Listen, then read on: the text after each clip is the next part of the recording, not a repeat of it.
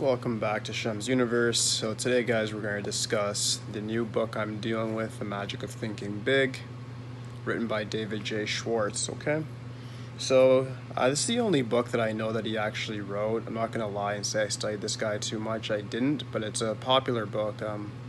It always comes up on Google next to Think and Grow Rich. Outwitting the Devil was a lot less popular than this one, I would say. But I really do find this book very helpful, especially for beginners in the self-help community. I think you guys can really benefit from reading this book, and I'd give it a 10 out of 10. The reason being, it's straight to the point each chapter. It gives you prime examples. It does a review at the end of each chapter, and then moves you right on. So it doesn't really get much easier than that. The format's written in, even the way he just like emphasizes his words. He uses basic vocabulary. Not to say that like anybody that's going to read it's stupid, but what I'm saying is it's not going to really leave you with a disadvantageous feeling like, oh, if I don't understand this vocabulary, then I probably shouldn't read this book. Maybe it's above my level. This is something that I think like even a 15-year-old could read or a 30-year-old can read. It wouldn't make a difference. It's still going to have the same effect based on your perspective during the time of your life that you may be in. So the first chapter talks about simply just believing in yourself. And sorry guys, like this is literally I haven't really ever read this book fully. So I'm doing it chapter by chapter each day, and what I'm going to do is just read off, well, not really read the pages, but I'm going to paraphrase what he was getting across, so you guys don't have to read the book, and you just get a general emphasis of it from here. So the first chapter was believe you can succeed and you will. So when he talks about that, what I got from that mainly was, okay, believe in yourself, duh. But he does differentiate between wishful thinking and then believing yourself. Wishful thinking is saying, I can move mountains by blowing it. And then somebody that believes in himself is going to say, I'm going to invent a machine to move that mountain, and I'm going to get the capital to get this done. Right? And he gives prime examples of people like he gave a young woman in the 80s, or not the 80s, this book was written 1959, so it's been like the 40s. But he was talking about a young woman at the time, right after World War II, it seemed to be, and she was getting into the real estate game, trying to sell trailer homes, and everybody around her was saying, no, no, no, no, don't do it because you're just not going to be that good at it. You're inexperienced, too much competition.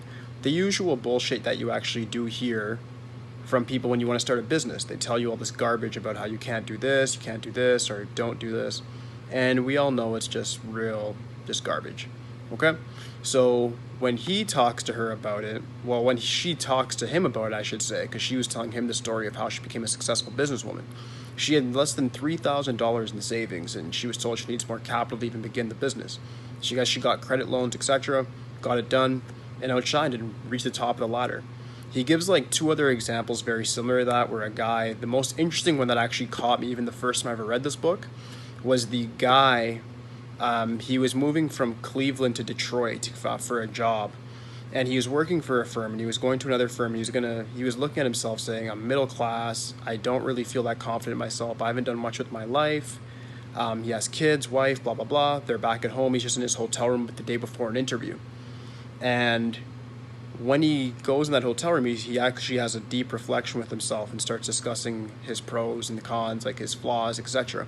And he's like, I'm better than this. And he really starts to have a self-actualization moment where he's saying, I can actually surpass what I am right now. This is my past self. I can surpass that and become something new, something better.